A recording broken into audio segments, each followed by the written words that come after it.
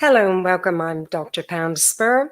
You're here with me every other fortnight on Thursdays on both the men's and women's radio station. Well, it goes out live streamed on the Thursdays and then it's repeated as a radio show on the Friday at 4 p.m. across both stations. Just a little reminder that you can follow us on all the usual social media platforms and also on the .com websites. Apologies, I have another cold. It was only like 6 weeks ago I lost my voice on the program. So that's what comes with meeting lots of people and being all around the shop. So I'm absolutely thrilled that I've got 4 wonderful guests today. It's going to be a fantastic show. And I'm going to kick off with my first guest. Let me tell you about them. They are a comedy duo who are rather filthy, who totally get the gritty and funny side of being mums, and are a total laugh fest. I know because I've seen many of their gigs live, and you come out with aching sides, as you should do at a comedy stand-up show. They have a #1 parenting podcast. You can find them on social media at Scummy Mummies and their website, scummymummies.com. They are Ellie Gibson and Helen Thorne, and they should be joining me about now for a good old chat. Hello, Helen. Hello. Hello, Ellie. Hello there. Now, it's been ages since I saw you. I think I saw you in the autumn of 2019 at one of your shows before COVID hit, when we were all just happily getting on with our lives. Oh, I know. What a time. Who could have predicted how the world was going to change? And now we're back doing shows again, which is wonderful. But we're going to talk about your shows. First, I want to ask you generally, how are you two? And are you prepared for half term with your kids coming up very soon? Oh, I think so. We're going away for half term, which is one of those things. Is holidays with kids aren't really holidays in the traditional sense, are they? I don't know how relaxing it's going to be, but we're planning to have a holiday anyway, so we'll see how we go. Are you going to let them run wild in the countryside or at the beach or what? There's letting them run wild. I mean, there's no option to let them be domesticated. I wish there were. So they're going to be running wild wherever they are. So we'll just see how we go. How about you, Helen? Any half-term plans to keep the children organized? Yes. Well, I'm a single parent, so I am seeing them half of half-term, which is one of the wonderful things about being divorced and being a single woman in my 40s. So the first half of the half-term, I'm planning to have a right old knees up with everyone, and then my children return, and I have to sober up. And I'm taking my daughter. We're having a holiday in London. We live in London, but it's going to be her birthday and she's turning 13. So we're staying overnight at a hotel. And we said we're going to do 24 hours of her favorite things, like go to her favorite frozen yogurt place, go out for morning tea, afternoon tea. And so that's really exciting. And she wants to get a second piercing in her upper earlobe. I mean, this is what 13-year-old girls like. So it's going to be really fun. I'm actually looking forward to it. And then it's my birthday, the 30th. So, it's going to be quite a good time. I know I sound very smug as a single parent, but it's excellent, by the way. Highly recommend it, listeners. I'm sure Ellie is envious of you. You're getting half of a half term to yourself. Yeah, it sounds dreamy. Yeah, it sounds pretty great. Another Helen has joined us. She says, "Good afternoon. Hello, ladies." Hello to Helen. So I often wonder what you're going to think when your children are old enough to see videos of your comedy, because it can be quite in your face. Yeah, I think so. I mean, it's something, and the podcast as well, because obviously we talk about our lives on the podcast, so we do have to think about that a bit. And we have a family friendly version of the stage show that we do at festivals and stuff. They have seen that, and they're not very impressed, to be honest. They can take it or leave it. It's fine. So yeah, it's something we're conscious of, but I think really we're just conscious of them being proud of seeing us as working mums going out and supporting the family. and doing what we need to do, really. So yeah, hopefully we're good They'll role models, and that will just gloss over the content. That's the idea. Yeah. Yeah, when they're 18 and they actually see what you really talk about in your non-family friendly shows, they'll be, Yeah. Mom, wow, you're really cool. That's what they'll Yeah. say. That's possibly. They did accidentally see some of the naughty show because we were at a festival and a couple of our kids walked past with one of the dads. Ellie's the only one with a partner. He actually accidentally brought the kids to the late night show, so they heard a few rude words. But to be honest, I think they've heard those rude words before. Yes, definitely. I'll never forget when I first started talking about sex and answering sex problems on radio, and my children were saying, my friends at school are listening. They were only like 13 or whatever, my kids. And they were going, oh, they heard you talking about sex. And I was like, well, are you embarrassed about it? And they said, no, actually, it's really cool. Everybody says how cool you are. So I think that's going to happen to you too. You're going to be in the Hall of Fame of teenagers one day. Is the Netflix series Sex Education based on your life, Pam? Is that what you're saying? I wish, because I'd be rolling in it if I'd sold them my story. Yes, damn it. My agent has, something to answer for there. He didn't get me that gig to consult on the script. Now, I want to go back to what we first mentioned, the pandemic, and how the last time I saw your show was probably 3 months before it all hit. So what was it like for both of you? Now, I think your journeys were different because from what I believe, Helen, that's when you discovered that things were not right in your marriage. So I'm sure there's two different stories to come out of that question. I found out my husband had an affair 3 weeks before lockdown. So my marriage ended immediately. And so I went into lockdown coping with the trauma of finding out that information and processing grief and all those sort of things. So I went into lockdown as a newly single mother and sort of trying to balance homeschooling and trying to navigate a new life that I, whilst hadn't chosen, had tried to make the best of. So in a way, it was really good because I had to really sit in all the sadness of that, but also it was a great time to reconnect with my children and reform as a new family of 3. So, lol, hilarious. But we managed, during that time, we were producing content as the Scummy Mummies. We were doing Instagram lives twice a week, and lots of people said that us talking honestly about what it was like to be parents during that time, they found quite helpful. Yeah. And it was a good excuse for us just to sort of do silly things on the internet, and that kept us going as well. Well, it's interesting how you say you had to sit with your pain and heartache at that discovery because of lockdown. And I always advise people when something horrible happens, embrace the horror of it, roll with it, because if you bury it, it will just come back to haunt you. The other thing I say is count on a trusted friend. And you two have an extraordinary friendship. So Ellie, what was it like for you knowing that Helen was going through this and it was lockdown? Well, I mean, we are primarily business associates, Pam. That's really, what it's devolved into now. Of course. Well, of course, it was incredibly difficult. And, I would go around there and drop food on the doorstep and sort of wave at her from afar. And it was incredibly hard not to be able to give her a hug or just see her on a day-to-day basis, because we spend more time with each other than we do with our own, children. So it's, it was really tough. But in a way, it also, I just didn't really have a choice. And in a way, again, that was quite good. So when the lockdown happened, my husband, he's a contractor and he was between jobs. So we had no money coming in from him. And obviously no one was hiring people for new contracts at that point, given what state the world was in. And then Helen, obviously, couldn't do a lot of work because she was processing what she was processing. So I kind of knew quite quickly. And I said to Pete, I'm going to have to keep both of us afloat. And this is what it's gonna be, basically. But that gave me a reason to get up in the morning, didn't it? And to get through it, and it was quite strengthening. So we just, I think, like everybody, we just muddled through. And some people had a worse time than others, but everybody had a thing. It feels like on top of the pandemic, everyone was going through something. It was tough, but we got through it. Now, you two, did comedy come first and then you became firm friends? or were you already friends and decided to start the comedy?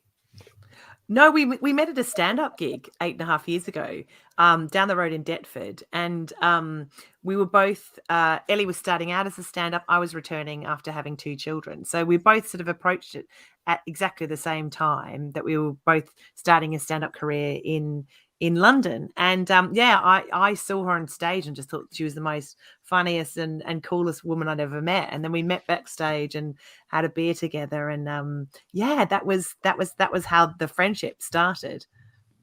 But were you doing parenting stand-up, Ellie, at that time when Helen first saw you? And I wasn't actually. No, I was only doing little 5-minute spots at open mic gigs, and I wasn't really talking a little bit about my marriage, but not really about parenting, because at that point I was still on my first one, and my son was about a year and a half old, I think. And actually comedy for me was a break from parenting. I'd been at home with my little one almost full time for all that time, and so I quite liked. But still, I like being able to go to a pub and stand on stage and not be a mum first and foremost, and just be my old self really, and have a laugh. And it wasn't about that for me. But then obviously when I met Helen, that's a shared experience that we were having. Our boys were born 11 days apart, so again they were at exactly the same stage. And so it sort of evolved into that. And then when we found that there was this gap in the market, almost by accident, we found out that there's this huge appetite for people talking about what we were talking about, because there weren't a lot of other comics doing it. Obviously this is before Motherland, and before, there were quite a few parenting podcasts out there. Ours really was one of the first. I think it was the first sort of funny, silly, filthy parenting podcast. So we really just got lucky with the timing in a lot of ways. Yeah, because I remember about that time, there was the yummy mummy thing that had been around for a while. And I can remember debating with one of the women who was doing this yummy mummy thing on the Lorraine show about, is this really what we need to present to moms, this yummy mummy thing that you not only are you going to be 24/7 doing cooking, nappies, whatever for the first however long, but then you also have to be yummy, And so I remember that debate. And so when I heard about you two through our shared agent, I was like, oh my God, I love this. I have to go see them. Because I'd already railed against the yummy mummy thing. Yeah, it was exciting and, really empowering to be part of that new wave of the way women were talking about motherhood, and in a fresh and honest way. And that hadn't been done, very publicly. So I think that was great to be part of that. There's been some blogging, and we were basically the first podcast. And also, to my knowledge, we're the only sort of comedy duo doing this kind of parenting thing live on stage. So I think it was great to be part of that. And so many women said thank you for, speaking my truth. And so I think there was this, I think there will always be a bit of shame thrown at women for how they mother and all that sort of stuff. And it's great to kind of break that down a bit as well, because we've got none of that, have we, Ellie? No, exactly. That's people say, oh, how brave we are. It's not to have bravery or courage is to own something, to have something. We have a lack of shame and pride. That's a very important distinction, I feel. Like me on a night out after a few drinks. Lack of pride and shame. So tell me, so did it just happen organically, or did one of you go, hey, we need to do this angle that really is authentic and kind of keeping it real? Or how did it then, you met at this gig and you admired each other, but who suggested the Scummy Mummies? We met, and then a few months later, so we used to meet up with our kids and stuff, and we had a good old laugh. And then a few months after that, I was actually looking for a parenting podcast. Podcasting was quite a new medium, and there was quite a few out there about technology and stuff like that, but there wasn't one about parenting, certainly that was funny or honest. It was all sort of people talking very earnestly about what car seat to buy, and that wasn't really what I was looking for. And I thought, Helen and I can't be the only one having this experience of parenting, which is we love it, we love our kids, blah blah blah, but also it's really hard and funny and silly. And then the name just popped into my head, Scummy Mummies, and then the idea popped into my head, and so I wrote to Helen to see if she was up for it. And she was, and it, to be honest, at first it was never to inform or to educate, or it was just sort of to entertain, but also it was just to have a reason to meet up once a fortnight. So we could say to our husbands, right, well, I've got to go and see Helen now, and we've got to drink 3 bottles of wine, because obviously that's a requirement of the job. And so it was a sort of excuse to hang out that luckily became something bigger. That's so true. So during the pandemic, you were doing a lot online. Did you miss that kind of sense of live performance? I had Milton Jones on my last show, and he was telling me how it really got to him. You missed that buzz. I mean, how did you feel about that? I mean, Helen, I know you're processing what was happening to your marriage, but also did you feel that live thing that you get, that adrenaline, was missing, or was it okay? You didn't mind not being in front of audiences? No, there's nothing better than doing live comedy. That's one of the most favorite parts of our job. I mean, we do the podcast and we do stuff on social media, but our live shows are the best thing ever. And also, it feels like a rally. That's what I love about it. It's women all coming together and supporting each other. So I think that energy you can't replicate in any other form. And when we've gone back out, even though sometimes we sell out theatres and other times it might be like 2/3 full, but the people who've turned up are there for a really good time. And it's so exciting standing backstage and hearing everyone sort of cheer before you even come out. And I really miss that being on tour is fantastic. And also the curries afterwards, I would think, Ellie, are one of our great joys. So tell me, when did you get back into live gigging? Was it just as lockdown ended, or only recently? What's happening with the shows? It's all a bit muddled in my brain. It gets muddled, doesn't it? But we did do a few gigs last year, sort of towards Christmas time. But to be honest with you, it was strange. People had to be socially distanced, and I think a lot of people were still a bit anxious and nervous, as were we, kind of about the whole thing, really. So we gave it a go, and some of the gigs were good, but it didn't have the feel of, what luckily we're back to now. I would say now we are properly on tour again. We're going all around the country. We're packing out crowds in a lot of places. And as Helen said, the people who turn up, it's like Ibiza. People are really up for it. They're really excited to be out.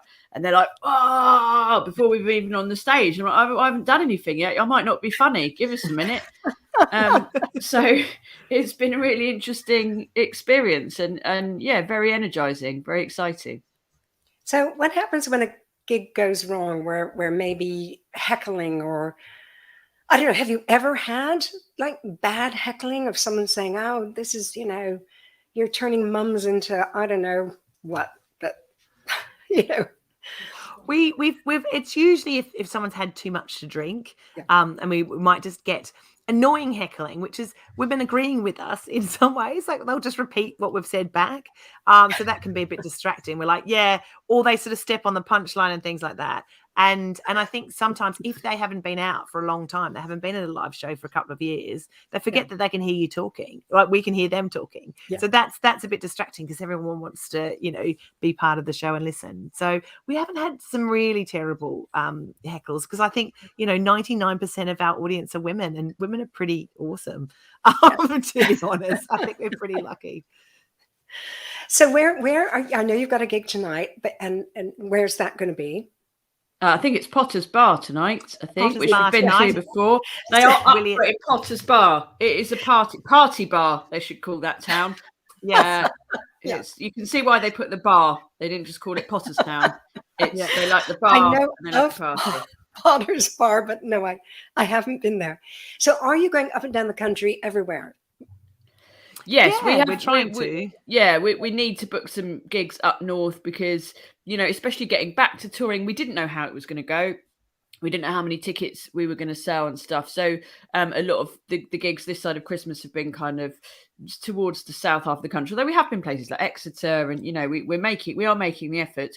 But it's I think we just have to look at the map, and it is disheartening because often we'll publish a list of sort of 20 gigs and we'll get messages from women going, oh, but come here, and we'd love to go everywhere, but we are mums and we do have our kids do like having us at home. We're not single male comedians who can drop everything and just go away for 3 weeks. We just can't. So we have to fit in the tour around our lives, otherwise it's not fun and it's not good for our kids. So I think that's the issue, isn't it? And of course, at your website, scummymummies.com, people can get the gig info. And anywhere else besides just going to your website? Is there Or is that the main place for tickets? Yeah, we were tweeting quite regularly all our gigs, up and coming gigs, and social media.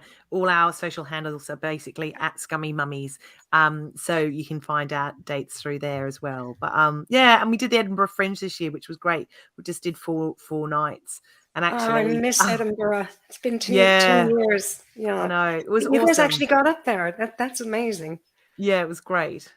Now, I once was giving a lecture when I used to work in the NHS in parenting about the under fives. And I was giving a lecture to colleagues. And there was a new mum in there, and I was talking about the troubles of some of the client families I'd seen recently were going through. And this new mum, just tears started running down her face, crying. And I realized, obviously, I touched on something in what I was describing that it immediately connected to what she was going through. So that was pretty difficult in an intense sort of lecture atmosphere with about 20 colleagues. We comforted her and that sort of thing. Have you ever in a gig had a new mom just start crying because, you're talking about the nappies and how you're just dying for that wine at 6 o'clock and whatever, and you get the new mom who's really frazzled? Has that happened, or maybe you wouldn't even know about it?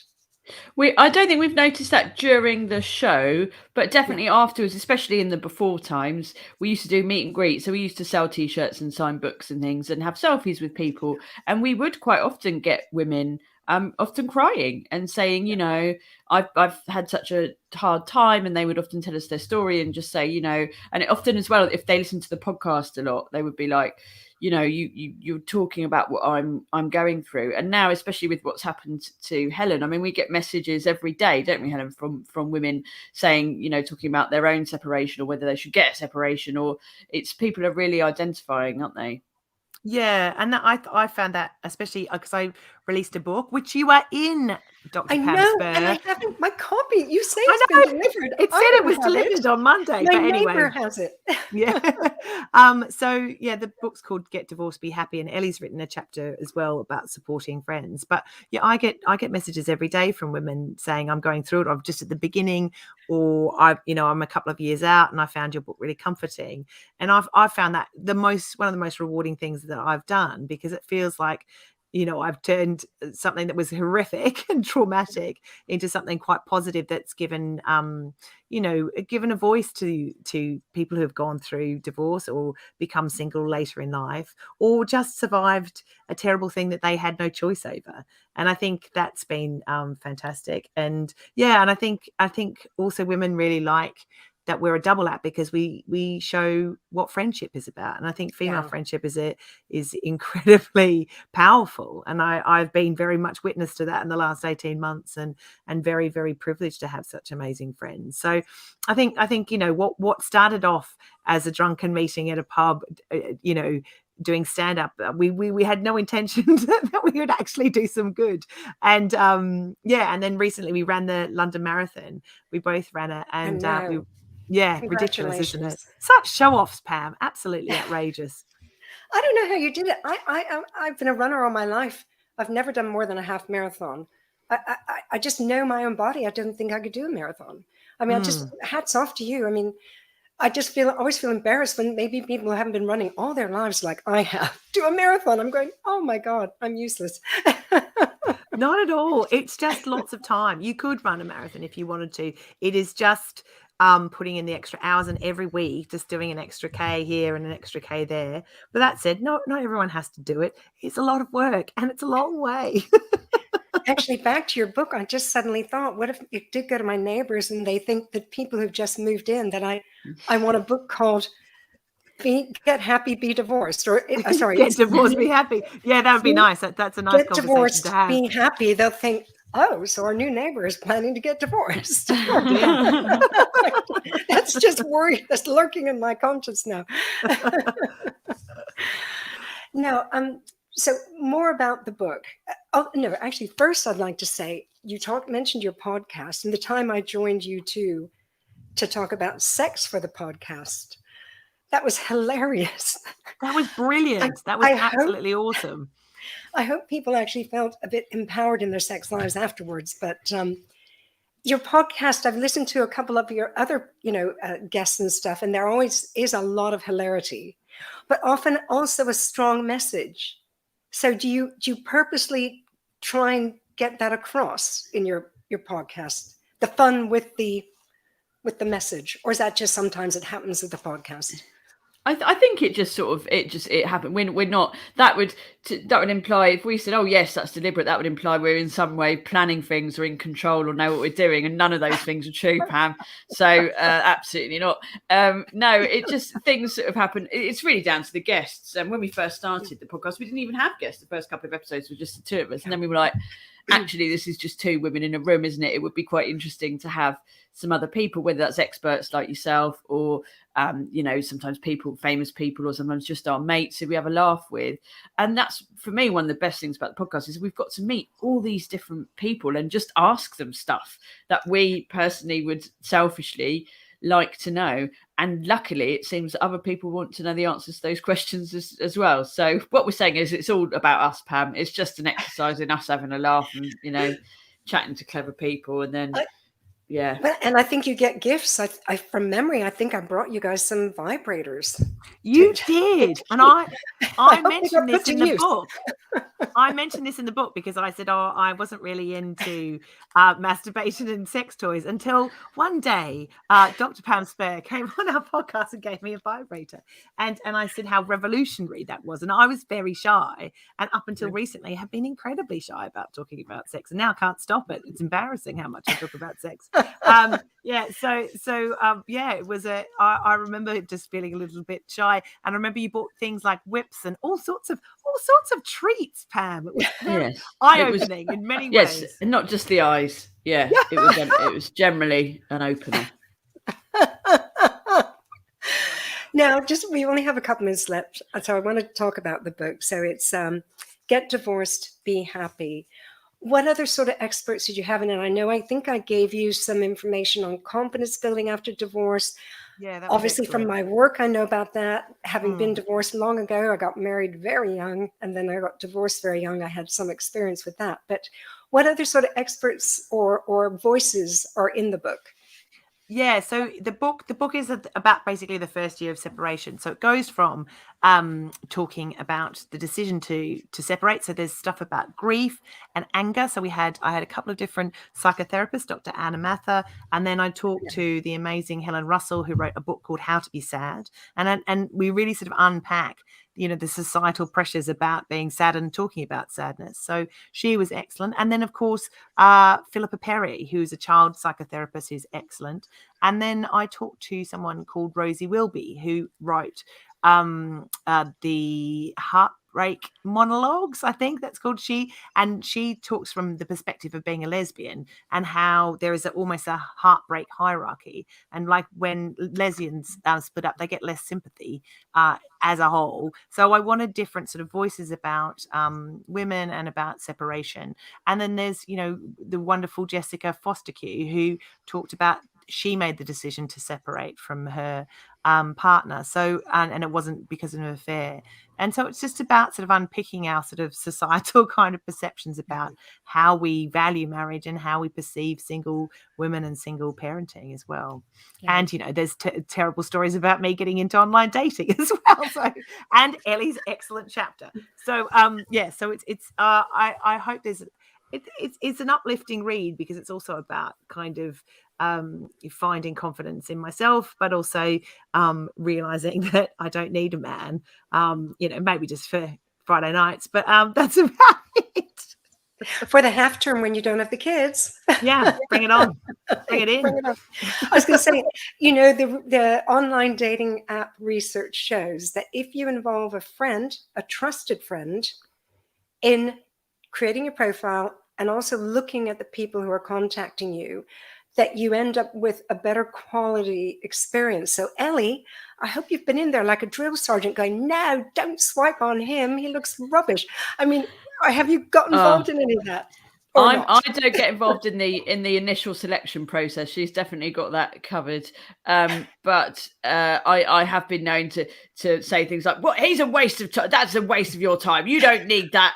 He's not that one. Not that one. No. He's rubbish. I like the other one. I like what happened to the barista? What happened to him? The sexy Italian barista. Oh yeah, yeah. He's got good. those. Yeah, no, in all seriousness, it's quite hard not to feel protective, and especially at the beginning, because obviously, Helen's a grown woman; she can do what she likes. At the same time, especially when she just got separated, I was conscious that she was vulnerable and potentially open to exploitation. And so it was a bit like, I was anxious that she shouldn't have the mick taken out of her by these people in quite a sort of angry maternal way. But I think that's the same in any situation, really, isn't it? You want to look out for your friends and you care about them, and some people out there are dodgy. So it's just life, really, isn't it? They are. Well, listen, that is a good note to end on. I hope you don't have any dodgy ones in your audience tonight at Potter's Bar or Party Bar. Thank you guys so much for joining me. I know how busy you are. You're on tour. Everybody who's listening, please check out their website, scummymummies.com, and of course on social media at Scummy Mummies. Thank you both. I hope to see you soon live on that stage. Thank you, Dr. Pam. We love you, Dr. Pam. We love you. Thank you. Thank you, guys. And now I'll be moving on to my next guest, who happens to be a behavioral psychologist who you will have seen on tons of TV programs and heard on loads of radio shows. And she's also one of my best friends. So I'm delighted that Jo Hemmings will be joining us. You can find her on Twitter at TV Psychologist, and her website is johemmings.co.uk, and she should be there now. Hello, darling. Hello, how are you? I'm really well. It's so good to see you. How are you? And you. It's been about 2 weeks since we've spoken. It seems like a long time, when we've had a little chat on the phone, but it's good to see you. We've had a few texts. Yeah, a few messages. Yeah. Now, you and I are going to be talking about dating, and from dating moving into a new relationship. And the first thing I wanted to ask you about are the dating red flags that you advise your clients, because you do a lot of date coaching, what red flags they should look out for. Let's start with a couple of your top ones that you think people ignore too often.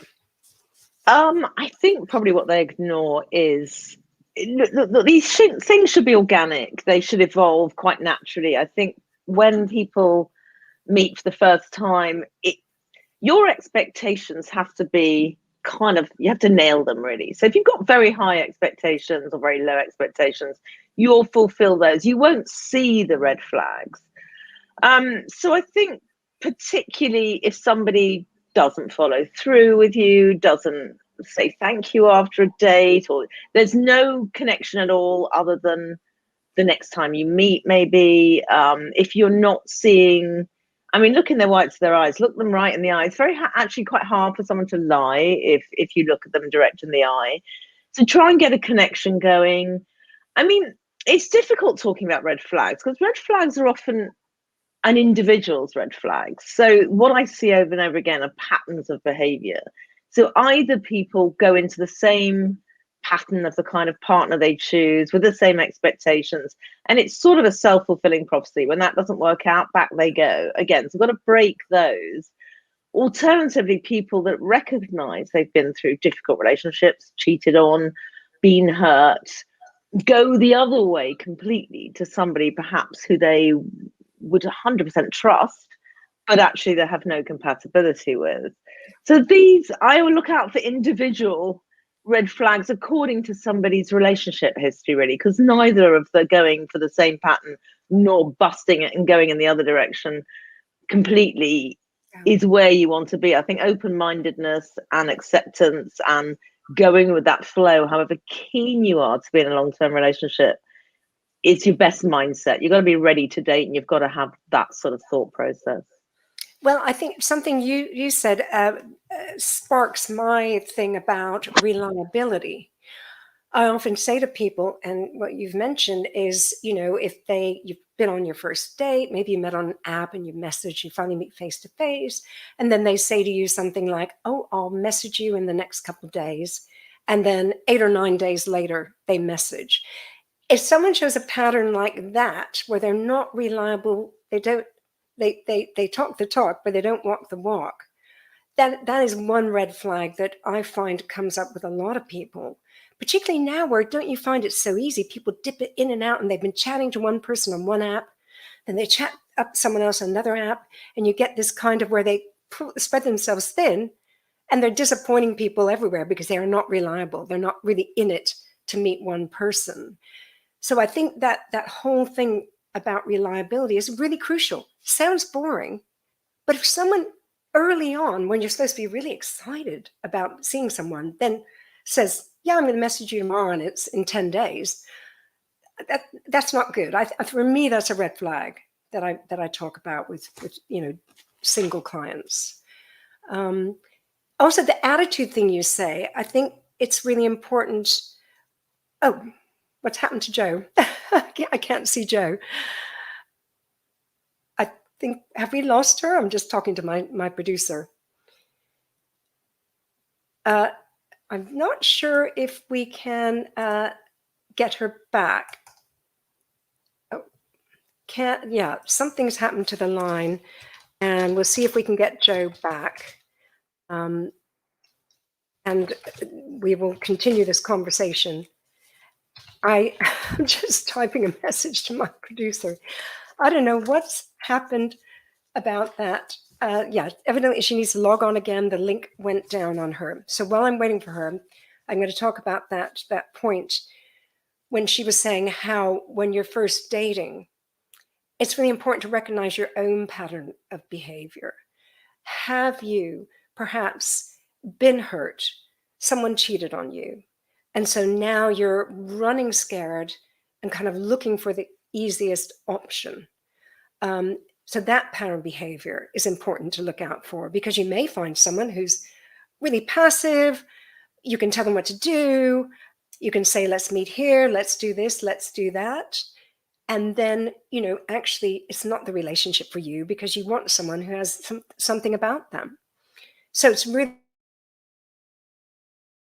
important how your own previous patterns affect going forward with the next person.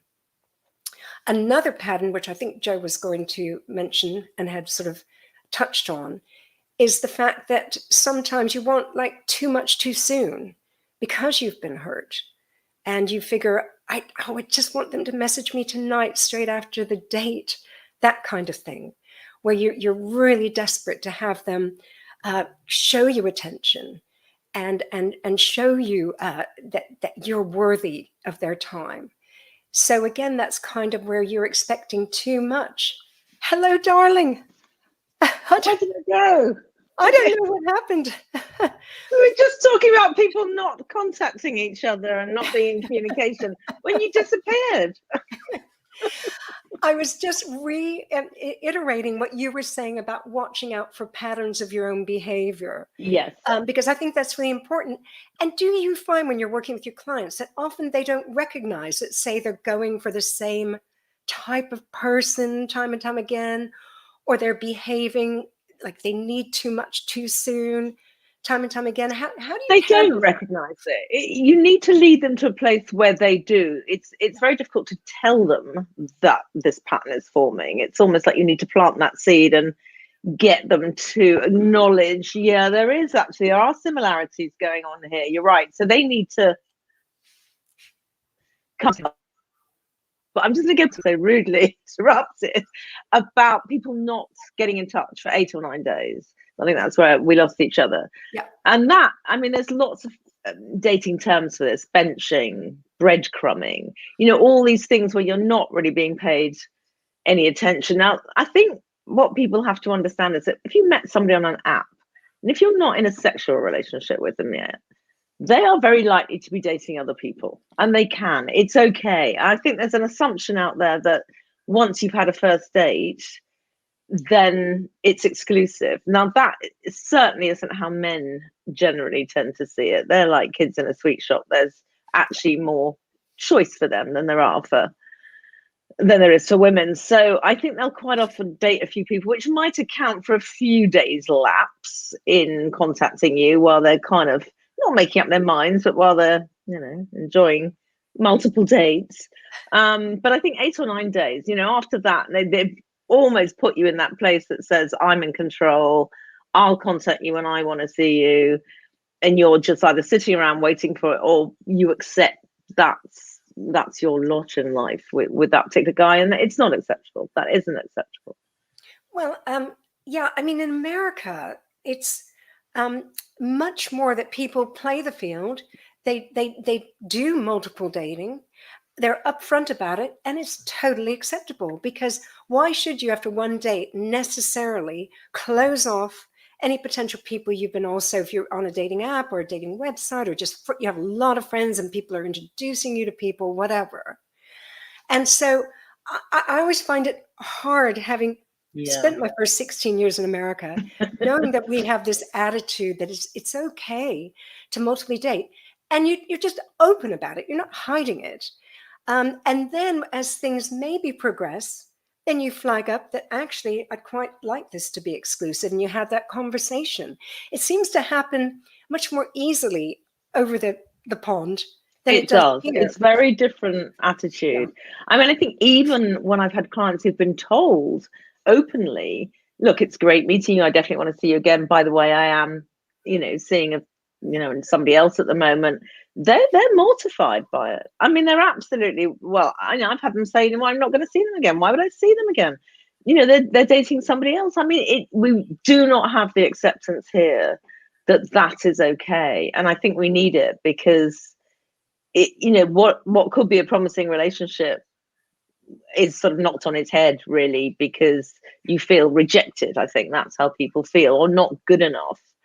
And because women don't do it in the way that men do, that multiple dating, they take it quite personally. Whereas I think we need to kind of reevaluate that in the UK and say that's okay. Obviously, when you get to a point when you're intimate, I think you have every right to say, we've got to this stage.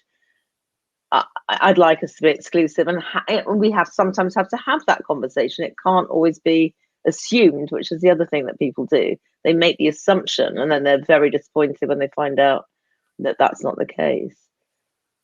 I think another red flag for me is probably if someone starts trying to control things early on, when you've been, on dates, a few dates, and then they're like, no, I don't want to meet your friends. I want to do this with you. And, oh no, you're not going to meet my friends. We're going to do this or that, and they kind of try and like box someone in. And that always worries me about maybe you're with someone who might have a controlling tendency. What are your thoughts on that? I think that's something to watch out for. It's what I call the, compartmentalization effect, where they've put you in a place where there is no mingling with anyone that they know. They probably only come over to you, or you go to them. There may not even be any, dating outside of each other's homes. So you're kind of almost like you're, as you say, put in that box. And that may be because they've got something to hide, or it may be because they are a controlling by nature, and they're sort of, what they're doing is setting out their territory, setting out the parameters of your relationship according to their way of wanting to run it. Even running a relationship sounds a horrible thing to say, but I think control is quite insidious. I don't think people recognize that they are being controlled, because men don't necessarily know that they're doing it. But if you feel manipulated, if you feel coerced, if you feel instinctively that may be going on, it probably is. Yeah, exactly. Now you've hit on the word I was going to say to you. Instinct. I do still feel that we do not listen to our instinct early in dating. We do not give it the power it should be given, because it's there to tell us things. It's there. And the more experience we've got, the more we've dated, the better, in theory, our instinct should become. I think what people have as an instinct, not sure, which is okay, but they tend to overcompensate by overriding it. And then they quite often come back some way down the line saying, I knew there was something not quite right, when something's gone wrong. So if you feel that, listen to it, just hear it. It's there for a purpose. It's there to protect you. That's why we have instincts. So don't ignore them. I mean, by all means, give it a go and see if you can park them, but acknowledge that they're there for a very good reason, and listen to them, as you say. We spent more time on red flags than I intended, but there's so many red flags we could talk about. Let's just quick go over things like, let's say people have got through the first 5, 6, 7 dates. They want to be exclusive. So many couples end up in unhappy relationships. What are some of the tips you would say to creating an emotionally healthy new relationship from the dating you've been doing with this person? I think you've got to both understand, you've got to tell each other what you want.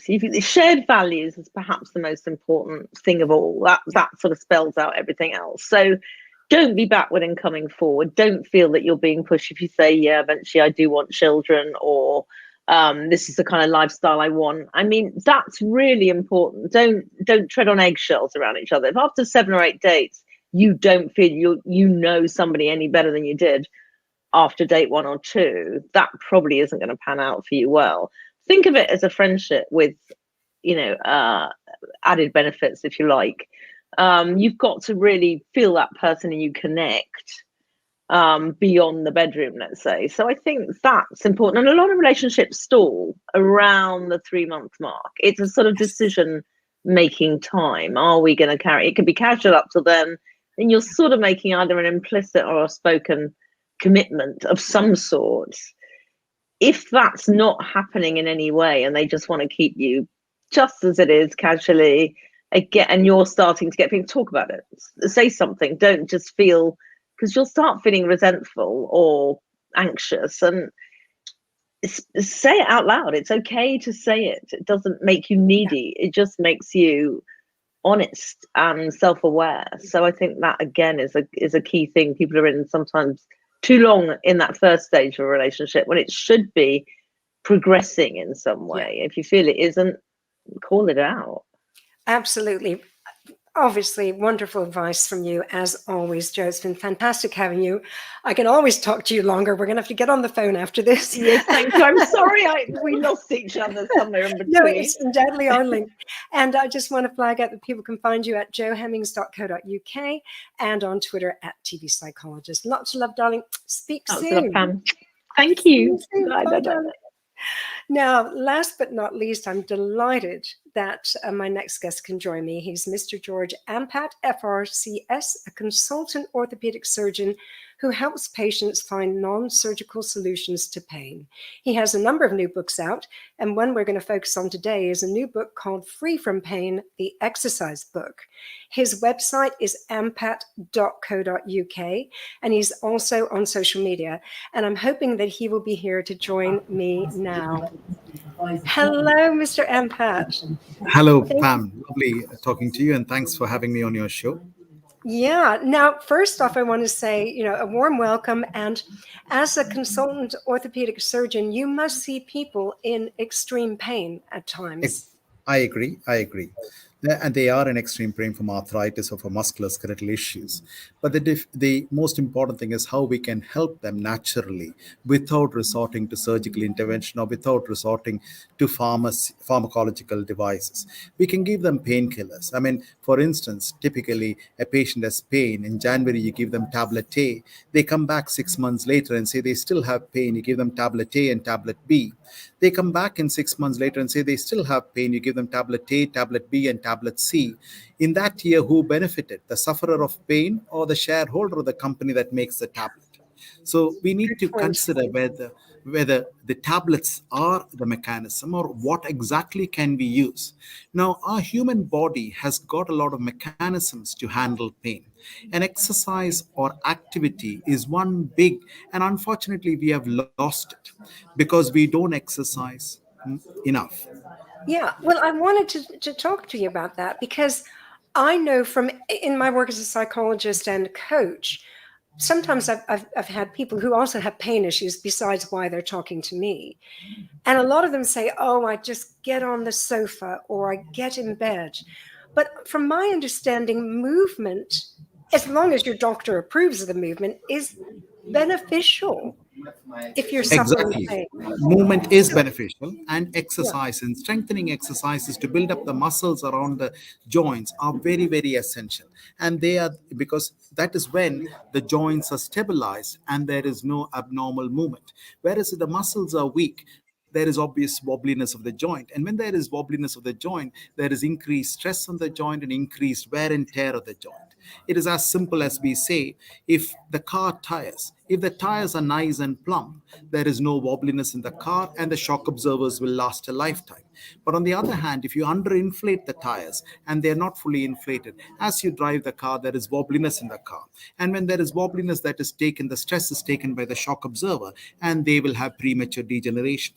So if we actually build our muscles up, our joints can withstand it. Or such activity will increase the chance of arthritis. Evidence speaks otherwise. Actually, running and such other activities decrease the chance of arthritis, decrease the chance of hip and knee replacements, and also decrease the chance of other intervention for, as you become old and have arthritis.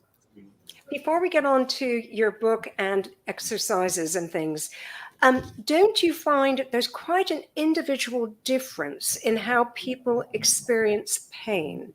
And I would love to know why two people can, say, have a joint problem or have an accident and break a leg or whatever, why some person finds it unbearable and another person goes, oh, it's pretty bad, but I'm healing.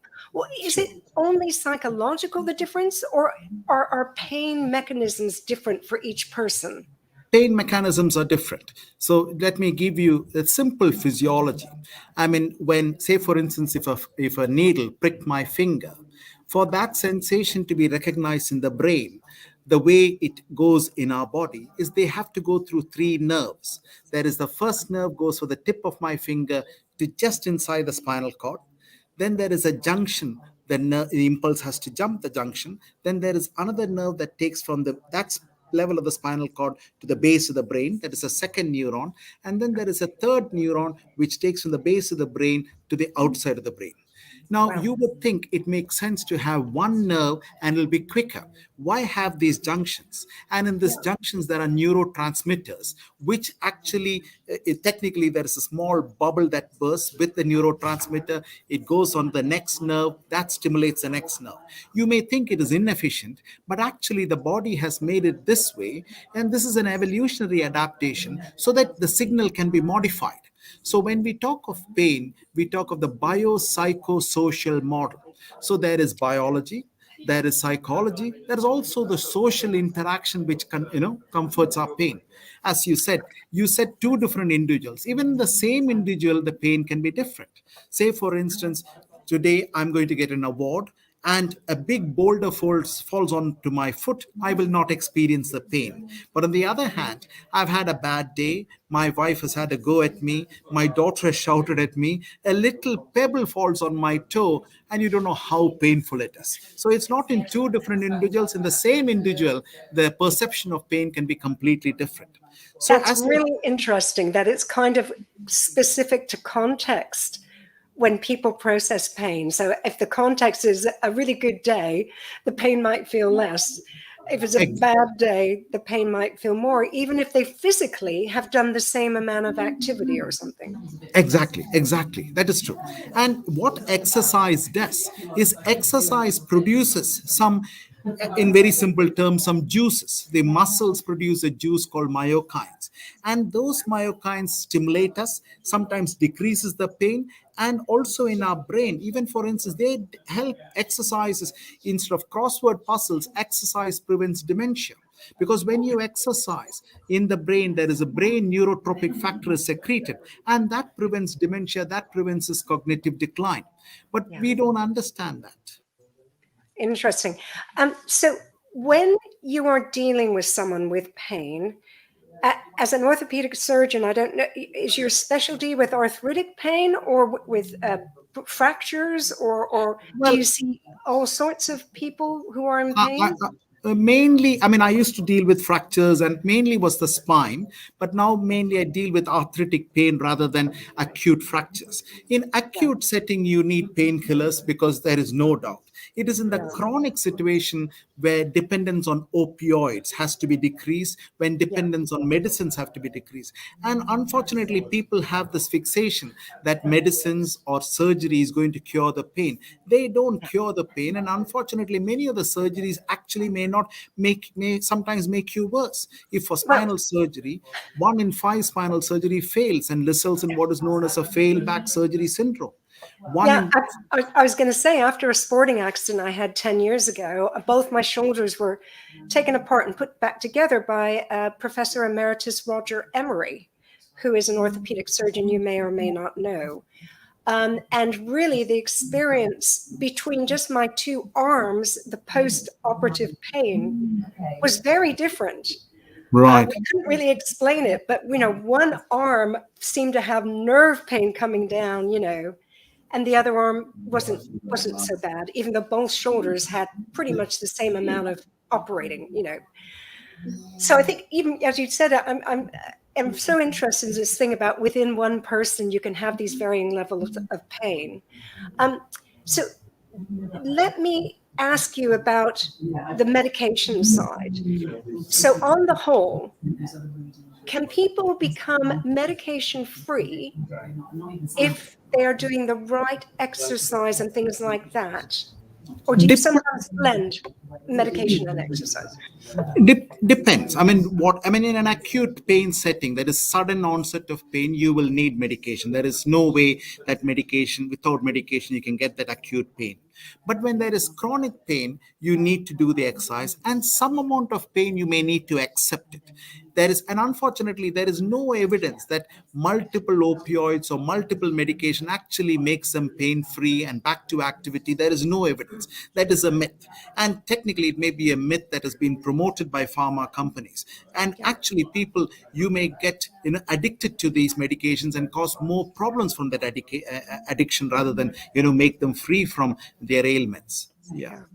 So what exercise is best? Let's just take someone with, say, arthritic pain.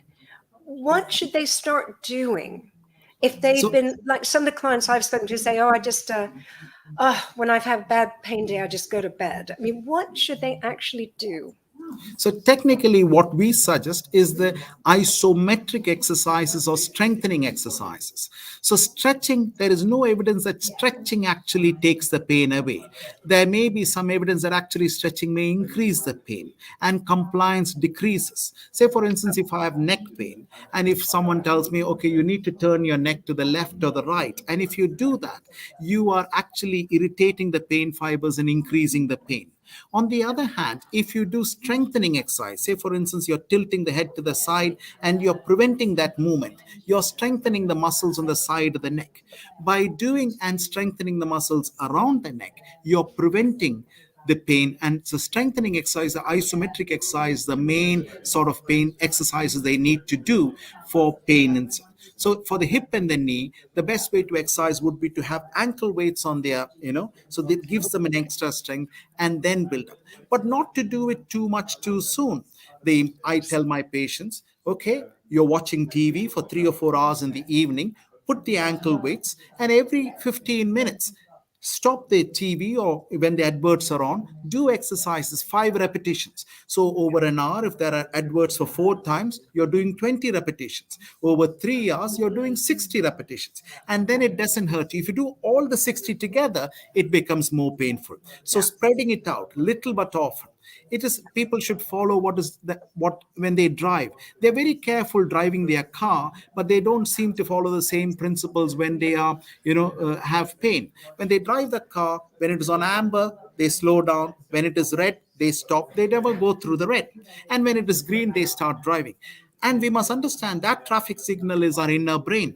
If there is no pain or less pain, you should do the exercise. When you're noticing discomfort, you should slow down. And when there is red or when it is painful, you should not go ahead at all. How do you feel? So if someone comes to the red light and they've been doing some isometrics, as you say, to strengthen their knee or their hip. What about heat or cold treatment, like a heat pack, cold pack?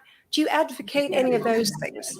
No, all those is helpful. I mean, there are many methods because, as you said, you are trying to stimulate the gateway theory of pain. So the gateway theory is it's like a door in a room. If there is a door in a room, only one person can go through the door at any point. There can't be two people going through the door. So same way, pain, the fibers that take to the brain. So if that fiber is occupied by something else, so if you put a cold compression, what happens is the cold sensation goes, and because the cold sensation is going, the pain sensation is not being sent. So that is how you find relief. The same thing when you put any mentholated rub, you are sending those mentholated, that vapors provide a sensation which goes through the pain fibers, and that dulls the pain. It's not that the pain is gone, it is just you're manipulating the pain pathway. We don't have a lot of time left. This is fascinating. I wish we had longer. Where can people find your book, Free from Pain? Is it your website or Amazon or?